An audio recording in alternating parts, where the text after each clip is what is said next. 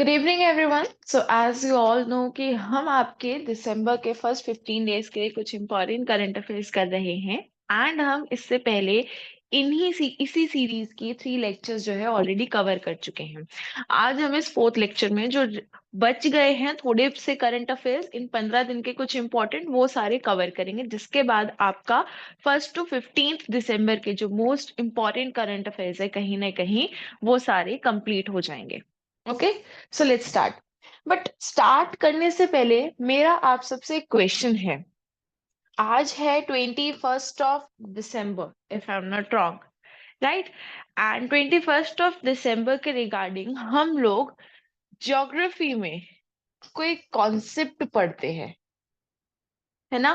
बहुत important concept है जिसकी वजह से हम 21 दिसंबर को किसी सीजन की बिगनिंग या फिर हम ये कह सकते हैं दिन छोटा बड़ा का सबसे इम्पोर्टेंट डे कंसीडर करते हैं। तो फटाफट से आप सारे लोग मुझे कमेंट बॉक्स में बताएंगे कि 21 दिसंबर को हम कौन सा डे जो है इंडिकेट करते हैं। ठीक है, बेसिकली मैं आपको हिंट दे देती हूँ। दिसंबर 21 दिसंबर कहीं ना कहीं एक सोलेस्टाइस होगा। सोलेस्टाइस का मतलब क्या होता है? Variation in day and night. ठीक है, या तो दिन बड़ा होगा या रात बड़ी होगी। ठीक है, तो ये आपको बताना है कि आज 21 दिसंबर को कौन सा सोलेस्टिस है, राइट? एंड इसी के साथ अब सोलेस्टिस पढ़ रहे हैं तो आई होप आपको इक्विनॉक्स वाला कॉन्सेप्ट भी क्लियर हो। इक्विनॉक्स का मतलब क्या होता है? Equal day and night, which means 24 घंटे का दिन होता है। ठीक है, तो आपका इक्वल डे और नाइट यानी 12-12 घंटे का दिन और रात होगी। अब इसी से एक और चीज मैं आपको क्लियर कर देती हूँ कि 24 आवर्स जब हम बात करते हैं कि हमारा 1 डे 24 आवर्स का है, तो याद रखिएगा कि एग्जैक्टली 24 आवर्स का नहीं है। ये हमने राउंडिंग ऑफ ली है। एग्जैक्टली कितने का है? 23 hours 56 minutes एंड 4 seconds। अब इस पे भी अगर आपको थोड़ा बहुत आप न्यूज के कांटेक्ट में रहते होगे तो आपको पता होगा कि there was a week in last to last month जिसमें हमें लग रहा था, लाइक हम सभी ह्यूमंस को ऐसा फील होता कि दिन रात जो बहुत जल्दी चल रहे हैं, जिससे हमें पता था कि स्पीड ऑफ रोटेशन में एंड जो आपका मून के साथ क्या है स्पीड जो है उसमें भी बहुत ज्यादा डिफरेंस फील हुआ है। हमें जो स्पीड है वो थोड़ी सी बढ़ गई है। ठीक है, जिसकी वजह से दिन जो है जल्दी जल्दी उग रहा था और जल्दी जल्दी जो है क्या था वो घट रहा था। ठीक है, ये भी आप साथ के साथ चीजें जो है याद रखेंगे सारी। ओके, चलिए लेट्स स्टार्ट। ओके, सबसे पहले एंड द मोस्ट इम्पॉर्टेंट आपके लिए करंट अफेयर है आरबीआई का। क्यों? देखिए, आरबीआई आपको पता है, आप लोग भी कभी ना कभी आरबीआई के गवर्नर बन सकते हैं। यूपीएससी क्लियर करेंगे तो क्या पता आगे जाके आरबीआई के ही गवर्नर जो है आप बन जाए। तो हमें पता चला है कि यूनियन गवर्नमेंट ने 26 बेसिकली आरबीआई गवर्नर किसको डिक्लेयर किया है, तो वो है आपके संजय मल्होत्रा, राइट? संजय मल्होत्रा को 26 गवर्नर जो है डिक्लेयर किया गया है। किसका? रिजर्व बैंक ऑफ इंडिया का। अब यहां से एक छोटा सा और स्टैटिक पॉइंट आ जाता है कि 1 रुपी का जो नोट है, ठीक है, वो आरबीआई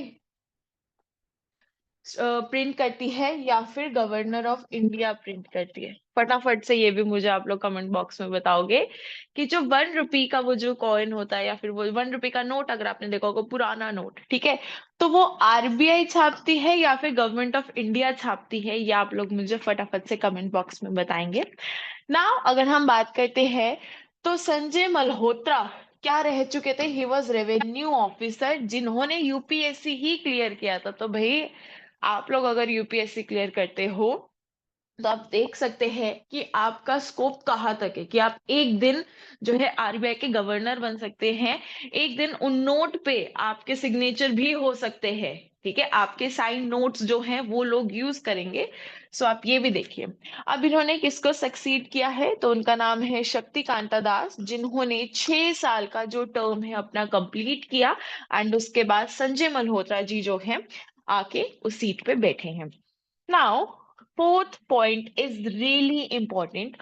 व्हाई इट्स इंपॉर्टेंट, यहाँ पे लिखा है RBI is not directly related to the Indian constitution. Yes, RBI या फिर किसी भी टाइप का अगर हम बैंक की बात कर ले, तो वो संविधान से डायरेक्टली रिलेटेड नहीं है। अब डायरेक्टली रिलेटेड ना होने का मतलब क्या है, कि संविधान में इस बैंक का जिक्र जो है वो नहीं किया गया है। ठीक है, इस बैंक का जिक्र जो है इसमें नहीं किया गया है।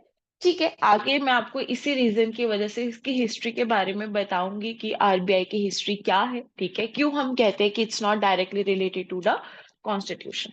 अनदर पॉइंट जो आप लोगों के लिए बहुत ज्यादा इंपॉर्टेंट है, कि if you want to be governor of RBI, जरूरी नहीं है कि आपके पास इंडिया की सिटीजनशिप हो। Any person can be the governor of RBI. बस उसके पास क्या होनी चाहिए, एक नॉलेज होनी चाहिए, ताकि वो चीजों को समझ सके। ठीक है, अब यहाँ पे जो सिटीजन वर्ड आ रहा है दैट इज रियली इंपॉर्टेंट। अगर मैं आप लोगों से बात करूं कि आप लोग सिटीजन किसी जगह के या फिर इंडिया कंट्री के कैसे कहला सकते हो, सो वी हैव पार्ट 2, जिसमें हम क्या देखते हैं, सिटीजनशिप एक्ट के बारे में भी पढ़ते हैं। ठीक है, and CAA citizenship amendment act भी इसी के अंदर जो है आप लोग पढ़ते हो। तो इसके अंदर हमारे पास ना 4 तरीके होते हैं गेन करने के सिटीजनशिप को। उन 4 तरीकों से कोई भी इंसान जो है क्या बन सकता है, सिटीजन ऑफ इंडिया बन सकता है।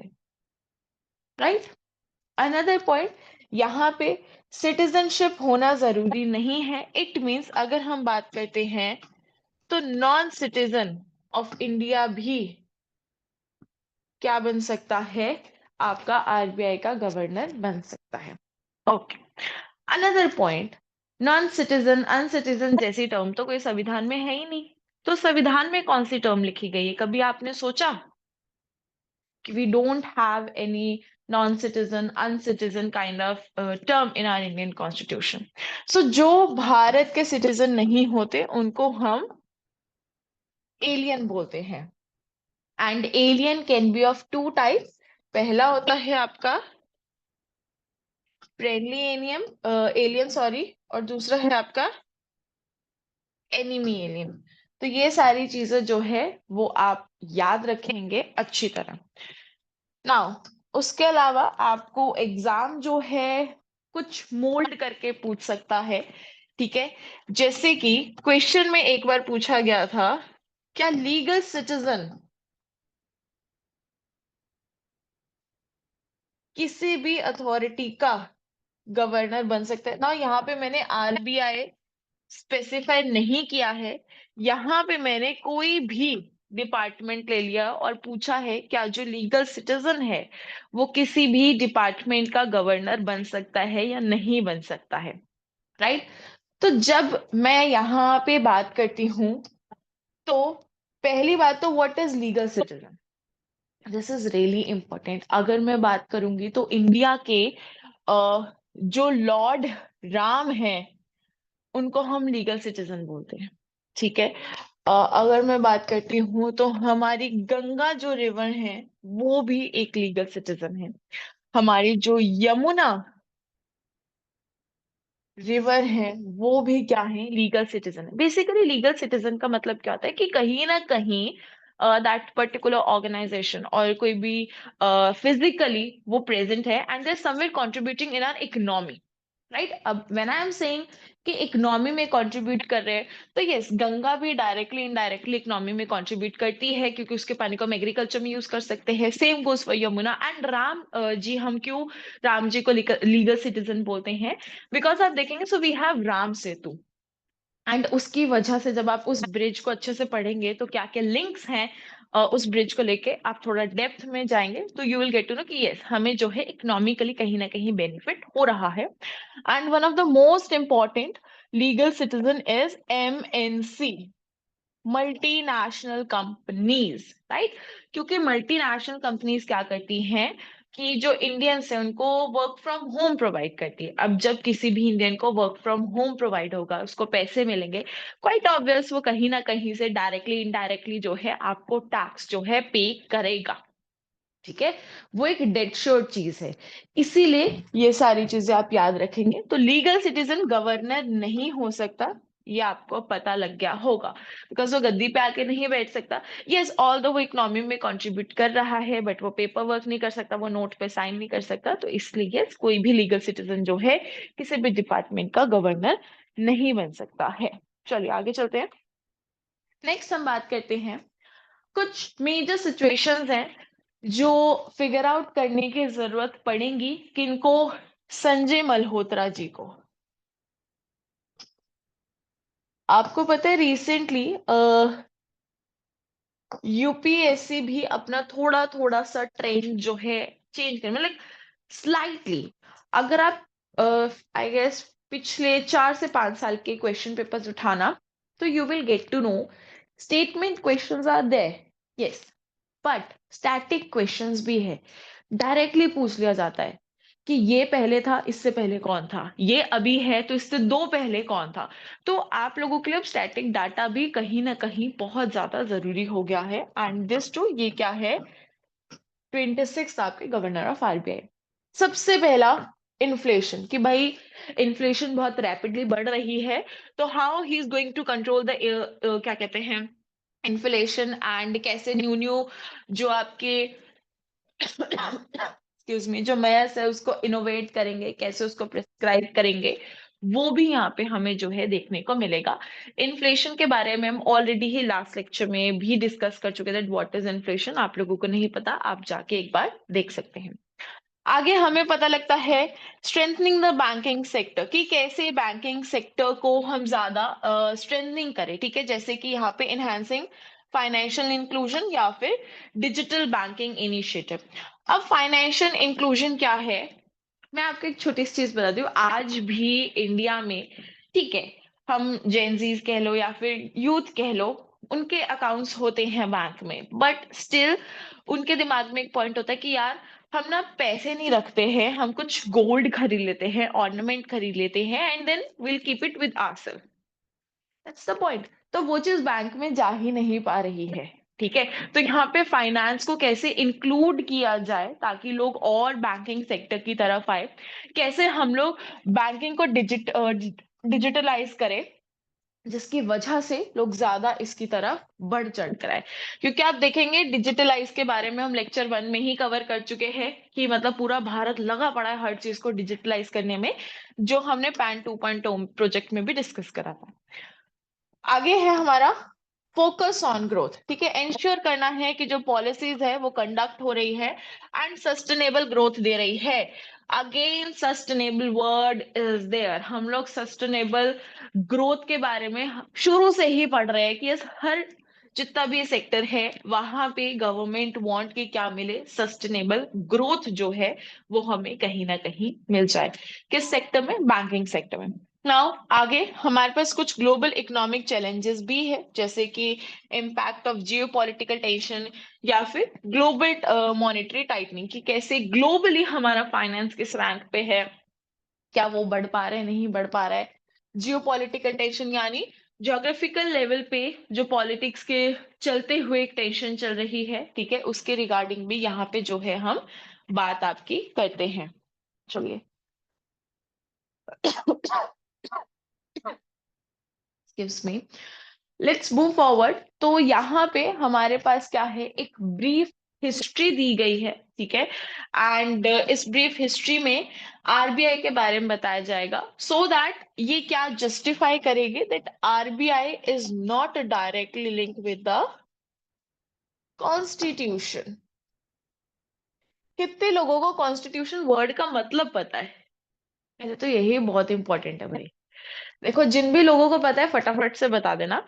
और एक और चीज, आप लोग पॉलिटी पढ़ते हैं अपने एग्जाम्स के लिए, तो प्लीज मुझे पॉलिटी टर्म का भी जो मतलब है वो फटाफट से कमेंट बॉक्स में बता देना। These are really basic things and आप लोगों को पता भी नहीं होती कई बार, तो जिनको पता है वो फटाफट बता देंगे ताकि बाकी लोगों की हेल्प हो जाएगी।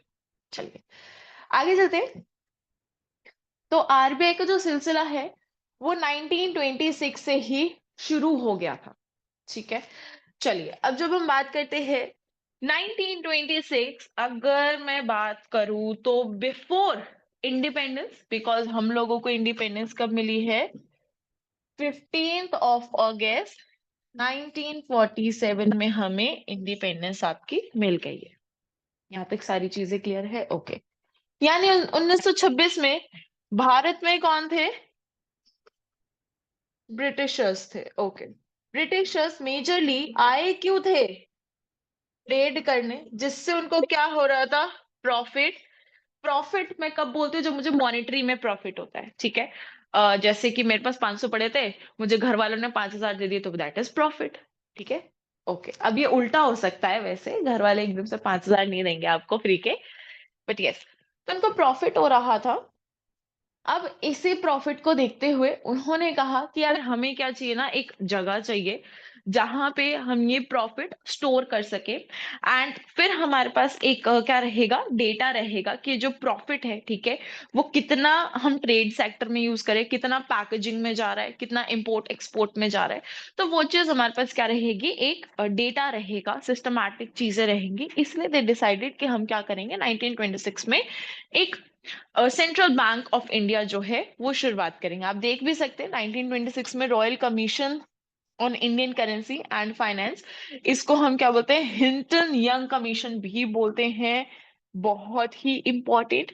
एंड इन्होंने ही रेकमेंड किया था कि एक सेंट्रल बैंक ऑफ इंडिया होगा जहां पे we are going to store our finance, ठीक है। आगे चलते हैं। 1934 में वी गेट टू नो कि जो सेंट्रल लेजिस्लेटिव असेंबली है, उन्होंने इस रिकमेंडेशन को एक्सेप्ट करा एंड उन्होंने reserve bank of India act निकाला, जिसके तहत क्या बन गई? एक स्टैट्यूटरी बेसिस पे एक बैंक की स्थापना कर दी गई। अब एक बैंक होना चाहिए, 1926 में कहा गया था। उस बैंक को अप्रूवल कब मिला? 1934 में मिला, राइट। नॉट ओनली दिस, अगर हम बात करते हैं तो किसने एक्सेप्ट किया? सेंट्रल लेजिस्लेटिव असेंबली ने एक्सेप्ट किया। इट वाज 1934 तक ब्रिटिशर्स जो है वो आपकी लेजिस्लेटिव एग्जीक्यूटिव वाला कॉन्सेप्ट भारत में ला चुके थे। Okay great. इसके बाद यहाँ पे क्या हुआ? 1934 में स्थापना जो है कर दी गई। अब मैं आपको एक और चीज बताऊं इंटरेस्टिंग। स्थापना कब हुई? बहुत बार डायरेक्ट क्वेश्चन पूछा जाता है कि स्थापना कब हुई थी भैया आरबीआई की? 1 अप्रैल। अप्रैल फूल, अगेन फूल बनाया तुम्हारा, ये बोल के कि हम एक बैंक है, तुम्हारा पैसा स्टोर करेंगे। फूल वर्ड में यहाँ पे क्यों यूज करी हूँ? कि उस पे इंटरेस्ट लगेगा, ये तो बताया ही नहीं किसी ने। कि उस पे तरफ इंटरेस्ट कटेगा, ये तो किसी ने बताया ही नहीं, ठीक है। और इसी के साथ एक और चीज, इफ यू रिमेम्बर, तो पैन कार्ड भी सबसे पहले इसी तारीख को जो है आपका इस्टेब्लिश किया गया था। आगे चलते हैं। 1935 में, एक साल बाद ही हमें पता चला कि आरबीआई एक्ट के तहत जो है आरबीआई की स्थापना कर दी गई। किधर? केलकटा में जो है स्थापना कर दी गई। ईयर याद रखेंगे 1935, ये ऑलरेडी यहाँ पे मेंशन था, मैंने यहाँ लिख दिया, कोई बात नहीं, ठीक है। तो कहाँ पे स्थापना हुई? केलकटा। आज के टाइम पे हेडक्वार्टर्स कहाँ है आरबीआई का? अगर जो इस स्लाइड को ध्यान से देख रहा होगा उसको आंसर मिल जाएगा। चलो, तो केलकटा में क्या हमें देखने को मिला कि आरबीआई की स्थापना शुरू शुरू में की गई थी। हाँ भाई, केलकटा में पहला सुप्रीम कोर्ट भी स्थापित किया गया था, ये चीज याद रखिए। लेकिन आज के टाइम पे सुप्रीम कोर्ट कहाँ पे है? दिल्ली में है। इट मीन्स पहला यहाँ पे स्थापित हुआ, बट डेड श्योर है कि ये शिफ्ट होगा। ओके, शिफ्ट कब हुआ? 2 साल बाद हमने शिफ्ट कर दिया। कहाँ पे?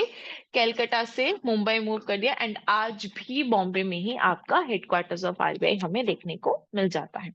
चलिए, 49 में क्या किया गया है कि ये जो बैंक है, ठीक है, जो प्राइवेट स्टेक होल्डर्स इसको होल्ड करते थे, लेकिन अब उसे आज तक या फिर टिल डेट या उसके आगे के लिए भी क्या कर दिया, नेशनलाइज कर दिया गया है कि भाई ये जो है नेशनल इवेंट्स के लिए हम क्या करते हैं, आपका यूज करते हैं। So let's move forward now.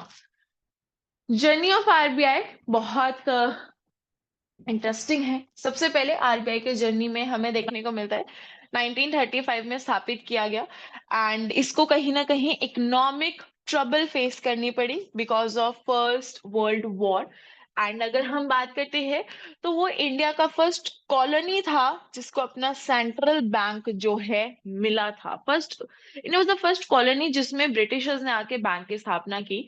अब इसका पता है मतलब क्या निकले स्टेटमेंट का, कि इंडिया पहली ऐसी क्या बनी, कंट्री बनी, ठीक है, जिसमें ब्रिटिशर्स ने इतना पैसा कमाया, इतना अंधा पैसा कमाया कि उनको उसको स्टोर करने के लिए जगह जो है वो बनानी पड़ गई।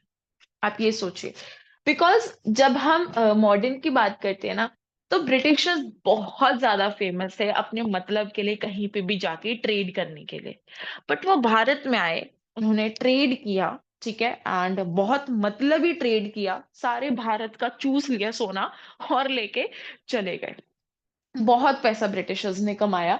एंड इसी वजह से कई बार कुछ हिस्टोरियंस ना एक चीज भी बोलते हैं कि ब्रिटिशर्स के टाइम से बेटर मुगल्स का टाइम था।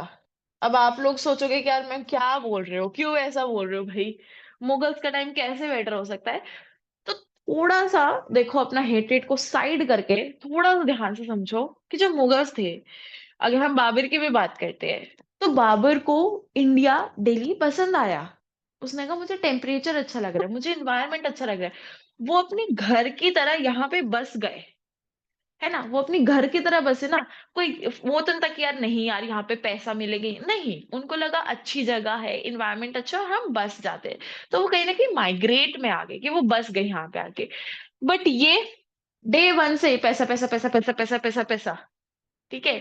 इंडिया में इन्होंने इतनी सारे कंपनीज लगाई, ऑल दो कुछ डिपार्टमेंट्स आज भी गवर्नमेंट डिपार्टमेंट्स में कंसीडर होते हैं, बट स्टिल, इसलिए ये सिर्फ मतलब के लिए आए थे। तो कहीं ना कहीं कुछ हिस्टोरियंस मुगल्स का टाइम भी बेस्ट बोलते हैं।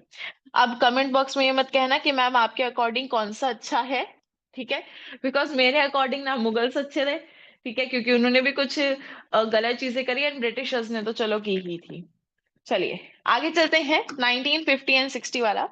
तो 1950s में आप देख सकते हो अब हम आजाद हो चुके हैं, now we are free. Okay, चलो, तो क्या हुआ 1950s में, इंडियन गवर्नमेंट ने डेवलप किया एक सेंट्रल प्लान इकोनॉमिक का, ठीक है, जिसमें हमने कहा कि हमें फोकस किस पे करना है, एग्रीकल्चर सेक्टर पे करना है। मुझे थोड़ा सा इसको करेक्ट करने दो। Excuse me. जब हमारा देश आजाद हुआ था, तो हमने एक चीज अडॉप्ट की थी, दैट इज 5 ईयर प्लान। उठा के देख लेना अपने 5 ईयर प्लान, उसमें पहली बात इसी की गई, एग्रीकल्चर सेक्टर। बिकॉज भारत की इकोनॉमी अगर गिरती है, तो भारत को सोने की चिड़िया इसलिए नहीं कहा गया था कि मतलब, मे बी ये रीजन हो सकता है, बट मेरे अकॉर्डिंग जो मैंने डिकोड रीजन किया, कि उसकी मिट्टी में सोना है। नहीं, सोना होता तो हर जगह सोना होता, तुम निकाल के सारे अमीर होते, कि इतना स्ट्रेस ही नहीं होता जॉब का। इसलिए कहा गया था, बिकॉज भारत के पास क्या है, फर्टाइल लैंड है, एंड उस फर्टाइल लैंड को यूज करके हम बहुत अच्छी क्रॉप उगा सकते हैं, बेच सकते हैं, एंड पैसे कमा सकते हैं, ठीक है। पैसे आएंगे तो सोना भी तो आ ही जाएगा ना, राइट। तो इसलिए भी कहा गया था और एग्रीकल्चर सेक्टर पे फोकस किया गया। 5 ईयर प्लान आप एक बार देख लेंगे कि यस, एग्रीकल्चर सेक्टर पे बहुत फोकस जो है किया गया, that is really important 5 year plan for you all. Another point, आज के टाइम पे हम लोग 5 ईयर प्लान नहीं यूज करते हैं, आज के टाइम पे हम लोग नीति आयोग यूज करते हैं। अब नीति आयोग आप लोगों को पता ही होगा, जब बीजेपी सरकार आई थी, ठीक है, तो वो अपने साथ ही नीति आयोग को लेके आई थी। चलिए, जब आई गेस क्या था आपका मोदी 1.0 जो था, फर्स्ट टाइम जब मोदी सरकार आई थी तब। चलिए आगे जब हम चलते हैं, नाउ जो एडमिनिस्ट्रेशन है, ठीक है, उसको नेशनलाइज कर दिया, इसको कमर्शियल बैंक बना दिया, इस्टेब्लिश कर दिया, ठीक है, बैंकिंग कंपनीज एक्ट 1949 के तहत, जिसमें कुछ रेगुलेशन जो है वो आरबीआई के भी ऐड किए गए। आगे हमें पता चलता है कि ये जो आपके इकोनॉमिक प्लान्स हैं एंड लोन्स को सपोर्ट करने के लिए भी बनाई गई थी। इट मीन जो कॉन्सेप्ट ऑफ लोन है वो आपका कौन से ईयर्स के बीच में आया, 50 to 60 के बीच में आया है। नाउ लोन का कॉन्सेप्ट क्यों आया था? देखो, हम लोग नए नए आजाद हुए थे, ठीक है, जितने भी डिपार्टमेंट्स थे ब्रिटिशर्स ने बनाए थे, है ना, तो उनको कैसे चलाना है वो उनको आता था, हमें सीखने में टाइम लगता। हमें बेसिकली सबसे इजीली क्या आता था? एग्रीकल्चर आता था, कि हम ये खेती बाड़ी जो है बहुत इजीली कर सकते हैं, हमें आता था। ओके, लोन इसलिए देना शुरू हुए बिकॉज खेती बाड़ी करने के लिए भी यू नीड फंड्स, आपके पास अच्छे सीड्स होने चाहिए, ठीक है, आपको जो सॉइल है उसमें खाद देनी पड़ती है, तो वो बहुत सारी रिक्वायरमेंट्स होती है, इसलिए the concept of loan was introduced here. चलो आगे चलते हैं। नाउ 1961 टू 68 अगर हम बात करेंगे तो जो आरबीआई है, ठीक है, basically RBI was requested to establish a monitor a deposit insurance system, कि इंश्योरेंस सिस्टम जो है वो 61 to 68 में दिया गया था, ठीक है। यहाँ पे गवर्नमेंट ऑफ इंडिया ने कुछ रिस्ट्रिक्शंस लगा दी थी, ठीक है, national bank market and nationalisation पे भी। आगे जब हम चलते तो जो आरबीआई है उसने एक बहुत इंपॉर्टेंट रोल प्ले किया है बैंकिंग सेक्टर में, कंट्रोलिंग एंड सपोर्टिंग, दोनों ही पार्ट से उन्होंने इंपॉर्टेंट रोल प्ले किया है। 69 टू 84 वाले में जब हम देखते हैं तो इंदिरा गांधी ने गवर्नमेंट को हेड किया था, जिसके अंडर 14 और बैंक्स को क्या कर दिया था? कमर्शियल बैंक्स बना दिया गया था। अब ये जो पॉइंट है ना, कमर्शियल बैंकिंग वगैरह, ये आप लोगों के एग्जाम में नहीं पूछा जाता है, but if you really interested to know कि यार कितने बैंक्स थे, क्या क्या सिस्टम था, what is commercial, what is nationalize, तो आप जो है बैंकिंग, जो बैंकिंग एग्जाम्स का कॉन्सेप्ट होता है ना, बैंकिंग अवेयरनेस, उसमें ये चीज पढ़ सकते हैं, तो you then you will get to know. आगे जब हम चलेंगे तो जो सेंट्रल बैंक है, ठीक है, वो यहाँ पे क्या बन गया था? एक सेंट्रल प्लेयर बन गया था, जो पॉलिसीज को बढ़ा रहा था कहीं ना कहीं, ताकि इंटरेस्ट आ सके, रिजर्व रेशो आ सके एंड विजिबल डिपॉजिट्स जो है हमें देखने को मिल सके, राइट। चलिए आगे चलते हैं। ओके, सो नेक्स्ट अगर हम बात करते हैं, लास्ट फेज था आपका 1985 से लेकर 1990 तक, जहां पे हमें फाइनेंशियल रिप्रेशन देखने को मिला। आगे देखते हैं तो यहाँ पे the discount in finance house of India भी शुरू हो गया था, ठीक है, मॉनेटरी मार्केट शुरू हो गई थी, नेशनल हाउसिंग बैंक बन गया था। आगे जब हम चलते हैं तो यहाँ पे property market, new finance law भी अप्रूव हो गए थे, एंड बहुत ज्यादा सिक्योरिटी के थ्रू एंड लिबरेशन के थ्रू जो है ये बैंकिंग आपकी सेक्टर आगे बढ़ रही थी। चलिए let's move forward. Now next हमारे पास जो आ जाता है बहुत ही ज्यादा इंपॉर्टेंट आर्टिकल, लाइक बहुत बहुत बहुत ज्यादा important article, that is advancing towards one nation one election. एक नेशन होगा और उसका एक ही इलेक्शन जो है आपका होगा। चलिए आगे जब हम चलते हैं, सो यूनियन कैबिनेट ने क्या कर दिया है? अप्रूव कर दिया है इस एम्बिशन को, that is one nation one election, ONOE plan को। नाउ ये क्या करेगा? सिंक्रोनाइज करेगा इलेक्टोरल प्रोसेस अक्रॉस इंडिया को, ठीक है, एंड इसी के साथ हमें पता लगता है कि इनकी जो पैनल बनाई गई है उनके हेड कौन है? हमारे फॉर्मर प्रेसिडेंट, जिनका नाम था आपका रामनाथ कोविंद जी, ठीक है।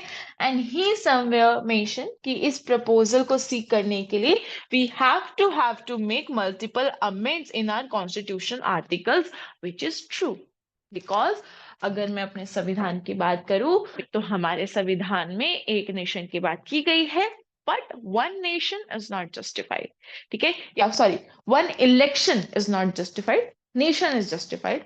Y so? बिकॉज बहुत ग्रास लेवल, ग्राउंड लेवल की एक बात करते हैं तो आप वोट देने जाते हो, सेंट्रल के लिए भी देने जाते हो, स्टेट के लिए भी देने जाते हो, एंड अगर आपको आइडिया हो जो चंडीगढ़ वगैरह में रहती है तो यहाँ पे सेक्टर्स बने हैं, तो वहां भी इलेक्शन होते हैं, वहां के भी वोट देते हो। सो एक इलेक्शन नहीं हो रहा है, so you are going through multiple election procedure. तो हाउ कैन यू से कि हाँ there is going to be only one election. ठीक है, आगे जब हम चलते हैं तो यही बातें जो है आपकी ये एनेबल करेगी simultaneous election for Lok Sabha and state assembly. State assemblies को आप राज्यसभा भी यहाँ पे बोलते हैं। इसका एम क्या है? To implement the simultaneous election model in the two phase, potentially revolutionize India's electorate landscape। कि भाई इलेक्शन को बस 2 फेज में ही सीमित कर दिया जाएगा, जिससे क्या होगा कि हमारा जो भारत है वो क्या हो जाएगा, थोड़ा सा रेवोल्यूशनरी हो जाएगा। ठीक है, एंड यही नहीं, अगर हम बात करते हैं तो इंडिया के जो इलेक्शंस हैं उसको एक पोटेंशियल लीडर या फिर पोटेंशियल जो भी इलेक्टेड मेंबर्स हैं वो भी देखने को मिल जाएंगे। नाउ अब थोड़ा सा हिस्टोरिकल बैकग्राउंड जो है साथ के साथ फटाफट से देखते हुए चलते हैं। प्री इंडिपेंडेंस जब हम बात करते हैं तो कॉन्सेप्ट ऑफ दिस किस में देखा गया था? GOI ऑफ 1935 में देखा गया था। This is really really important. Now GOI 1935, okay. आगे चलो, पहले जब हम बात करते हैं तो यहाँ पे पता लगता है कि जो इलेक्शंस होंगे वो अलाइन कर दिए गए थे लेजिस्लेटिव बॉडीज के अंडर। ब्रिटिश रूल के पास के लेजिस्लेटिव जो बॉडीज है they are going to monitor the election.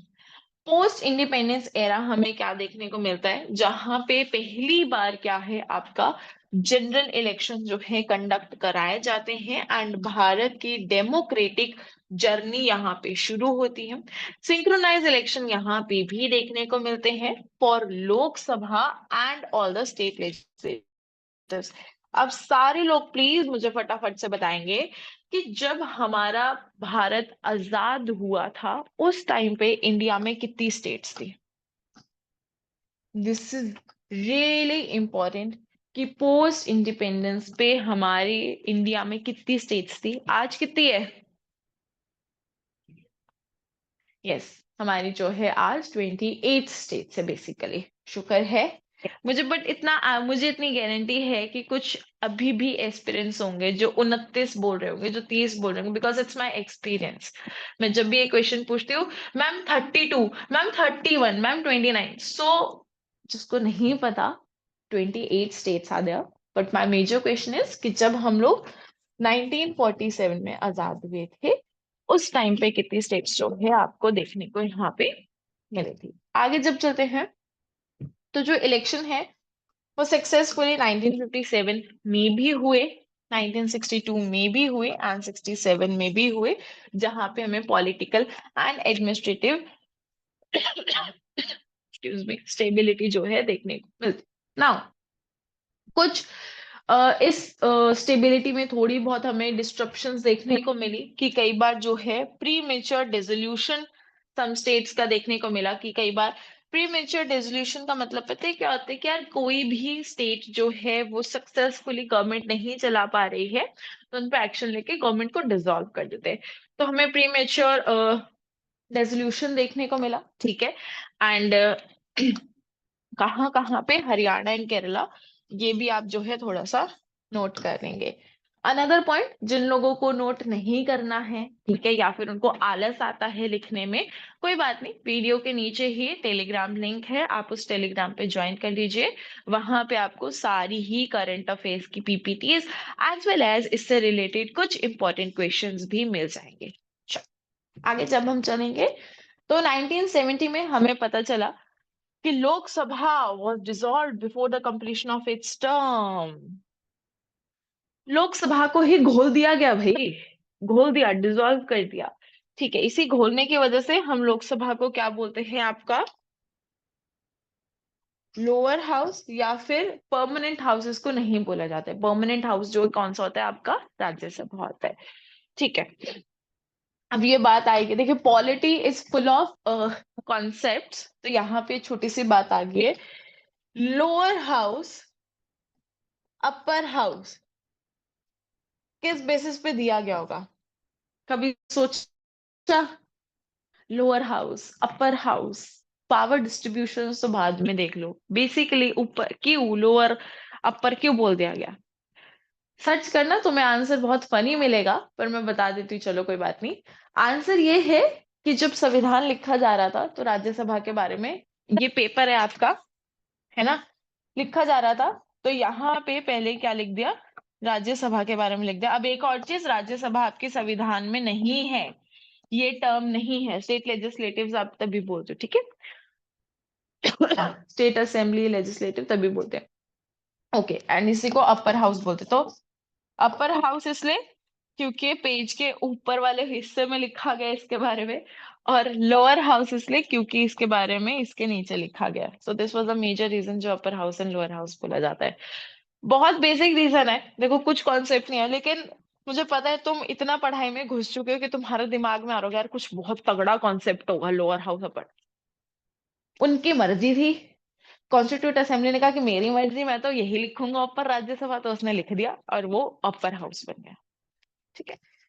चलो नेक्स्ट, अटेम्प्ट्स क्या क्या हुए हैं रिवाइज करने के लिए, तो अगर हम बात करते हैं तो 1919 में भी इसको रिवाइज करने की बात की गई थी, जिसमें अगर हम बात करते हैं तो रिडक्शन ऑफ इलेक्शन और डिस्ट्रीब्यूशन एंड इनकी कॉस्ट की बात हुई थी। बेसिकली इलेक्शन में ना बहुत पैसा जाता है, बहुत ज्यादा, मतलब हम लोगों को लगता है कि रैलियां में पैसा जा रहा है, नहीं, रैलियों के अलावा भी इलेक्शन कंडक्ट कराने में बहुत पैसा जाता है भाई, ठीक है।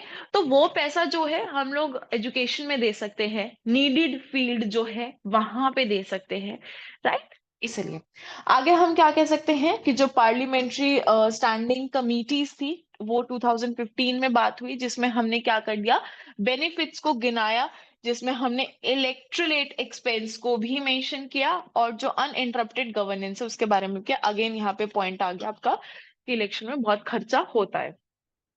नीति आयोग में भी कहा था कि भाई देखिए वापस से वन नेशन वन इलेक्शन ले आइए, ठीक है। इसका कॉन्सेप्ट ये, क्योंकि ये भी कहीं ना कहीं उन्हीं सरकार ने प्रपोज किया एंड ये भी उन्हीं ने, इसलिए कॉन्सेप्ट जो है यहाँ पे दिया गया था। चलिए आगे चलते हैं फटाफट से।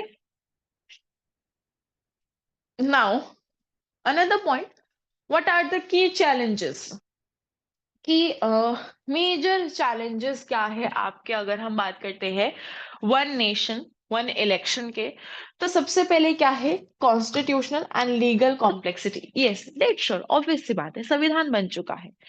अब अगर मैं इलेक्शन का पूरा ही पर्चा चेंज करूंगी, तो पहली बात तो तुम ये सोच लो तुम्हें पढ़ना कितना एक्स्ट्रा पड़ेगा, है ना, इतने लंबे लंबे अमेंडमेंट्स। दूसरा, उसी अमेंडमेंट्स को अब रिप्लेस भी तो करना पड़ेगा ना, है ना, हमें ड्राफ्ट बना के रखनी पड़ेगी ना, तो इसलिए कॉम्प्लेक्सिटी बहुत ज्यादा है। क्योंकि देखो अमेंडमेंट्स किस किस में होंगे, आर्टिकल 83 में, आर्टिकल 85 में, 172, 356, 356 किसका आर्टिकल है? हमारे पास कुछ आर्टिकल्स आते हैं, 352, 356 एंड 360, बहुत ही इंपॉर्टेंट आर्टिकल्स है, like the most most most important, yes, किसके? इमरजेंसी, इमरजेंसीज के आर्टिकल्स ही हैं कि नहीं? नहीं, ओके, चलो भाई, यहां से मुझे आंसर मिला है कि ये आर्टिकल्स इमरजेंसी के नहीं है। आप फटाफट जवाब देना कि इमरजेंसी के आर्टिकल्स है कि नहीं है। बाय द वे, ये आपके इमरजेंसी के ही आर्टिकल्स हैं, okay. National emergency, state emergency, और we can say president rule and financial emergency. तो 356 बेसिकली आपका किसका हो जाता है, प्रेसिडेंट रूल का,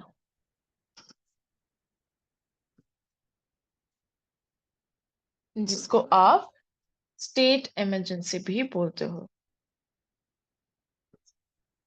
देखो जिसको इस आर्टिकल के बारे में नहीं पता, I will request you all कि प्लीज इस आर्टिकल के बारे में पढ़ लेना, क्यों? बिकॉज इस आर्टिकल के तहत मणिपुर में कुछ डिमांड्स करी जा रही हैं। ठीक है। मणिपुर, आप लोगों को पता होगा मणिपुर बहुत चर्चे में रहा है, अभी बहुत रीसेंट का ही करंट अफेयर है, लाइक ज्यादा पुराना नहीं है, मे बी 20 डेज पुराना कह सकते हो, 25 days max to max, but yes बहुत रिसेंट करंट अफेयर रहा है मणिपुर। एंड यस मणिपुर की समवेयर डिमांड ये थी कि आर्टिकल 356 चाहिए। एंड इसी के साथ एसोसिएट प्लीज जब आप पढ़ने बैठेंगे आर्टिकल 355 भी पढ़ लेना। ओके, दोनों ही इकट्ठे जो है कवर कर लेना। ओके, नेक्स्ट क्या है? पोटेंशियल थ्रेट रहेगा किसको? फेडरलिज्म को जो है आपके पोटेंशियल थ्रेट रहेगा।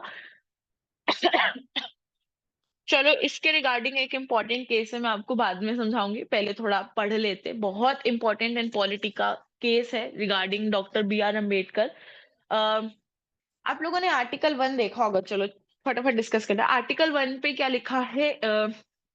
स्टेटमेंट दी है, ठीक है, that India that is Bharat, ठीक है, और उसी में लिखा है यूनियन ऑफ स्टेट्स। यहां पे एक चीज लिखी गई है, यूनियन ऑफ स्टेट्स ना। यूनियन ऑफ स्टेट्स की जब मैं बात करती हूँ तो यूनियन को बेसिकली आप क्या बोलते हो कि यार एक तरह से ग्रुप ऑफ स्टेट्स होगा, विच मीन्स कि जो पावर ज्यादा है वो सेंटर यूनियन के पास होगी, जितनी ग्रुप्स ऑफ स्टेट के पास नहीं होगी। ठीक है, बट इंडिया में तो ऐसा कुछ नहीं है। इंडिया में तो हमने फेडरल लिस्ट इंट्रोड्यूस किया, that is union state and concurrent list, यही इंट्रोड्यूस किया ना। तो इस हिसाब से यूनियन वर्ड गलत है। तो यहाँ पे डॉक्टर भीमराव अंबेडकर जी से डिमांड की गई थी, अ ग्रुप ऑफ पीपल के, there list of names I will let you know in your Telegram group, I will share the detailed article of this. ठीक है, so if you want to know you can join Telegram channel, वहां पे you will get this article. तो उसमें उन्होंने ये कहा था कि मैं यहाँ पे फेडरल ऑफ स्टेट्स नहीं लिख सकता था, because federal and federalism and federalist three, ये तीनों चीजें अलग है। फेडरल टर्म का मतलब होता है एक ऐसी कंट्री, ठीक है, जो आजाद नहीं थी, जिसको किसी ने आजादी दी है कि तुम अब नई कंट्री बन गई है, तो तुम हमसे अलग होके नई कंट्री बन गई हो। भारत को किसी ने अलग नहीं किया है, भारत हमेशा से था। ज्योग्राफी में भी पढ़ लो, भारत हमेशा से था, पॉलिटी में है और इतिहास में भी था। ठीक है, तो फेडरल टर्म यूज करना यहाँ गलत होगा।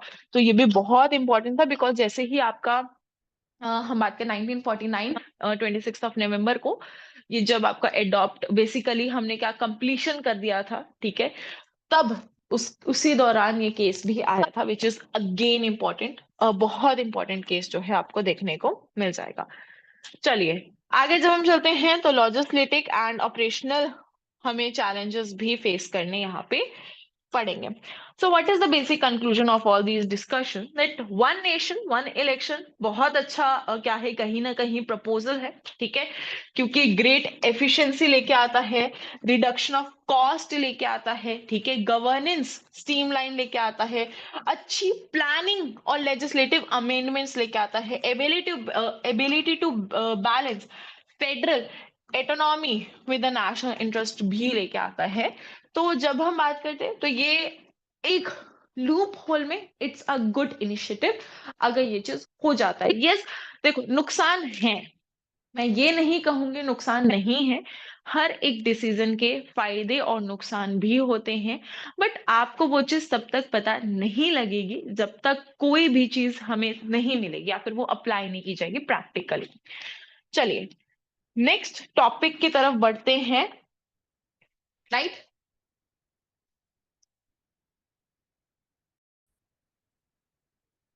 ओके, सो हमारा नेक्स्ट टॉपिक है that is making water management affective in India, कि वाटर को कैसे मैनेज किया जाता है, उसको थोड़ा सा अफेक्टिव बनाया जाए।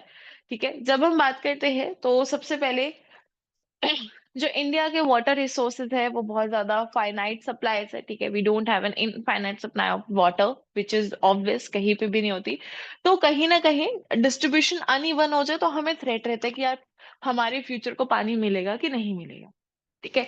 तभी आपने देखा होगा कि वाटर को रीयूज करने के मेथड्स के भी बहुत बार पोस्टर जो है न्यूज़पेपर में भी आते हैं, आर्टिकल्स एड में भी दिखाए जाते हैं। इसी वजह से अगर हम बात करते हैं तो करंटली जो वाटर मैनेजमेंट स्ट्रेटेजीज है, ठीक है, वो किससे बेसिकली निकलती हैं? ग्राउंड वाटर से, कि वहां का एक्सट्रैक्शन कितना होगा। डैम कंस्ट्रक्शन भी इसीलिए की जाती है।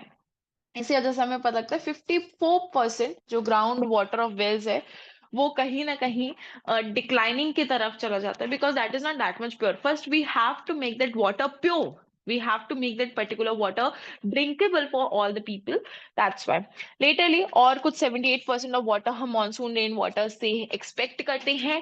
बट अगर मैं एक छोटी सी बात बताऊं तो 100% monsoon water is not drinkable. ठीक है, आपने मैं ज्यादा टर्मिनोलॉजीज में नहीं जाऊंगी, बट आपने एसिड रेन सुना होगा ना। हम एसिडिक वाटर नहीं पी सकते। वी डोंट नो किस टाइप, कौन सा टाइप ऑफ एसिड है। तुम लोग अब बायो वाले कहेंगे नहीं मैम पी सकते हैं, हमारे शरीर में भी HCl है। अरे भाई भाई टिक जाओ, वो बहुत कम मात्रा में है ना। अब उस एक बूंद में कितना ज्यादा होगा आप प्रिडिक्ट नहीं कर सकते हो। That's the point. ठीक है, एंड थोड़ा बहुत जो है ओशंस में चला जाता है तो भाई खारा पानी तो हम बिल्कुल भी नहीं पी सकते हैं। चलिए, तो जो कंट्री है, प्रिडिक्शन दी गई थी कि भाई वो वाटर डिफिशिट जो है फेस कर सकती है 2050 तक। अब देख लो, जब तुम लोग मतलब 30s 40s की एज में होगे तब पानी की कमी हो सकती है। इसलिए हमें बहुत ज्यादा अर्जेंट नीड है ताकि हम वाटर मैनेजमेंट को एफिशिएंटली सीख लें। अब इसी के रिगार्डिंग कुछ पॉलिसीज एंड प्रोग्राम्स भी निकाले गए थे, जैसे कि 2012 में हमारे पास नेशनल वाटर पॉलिसी थी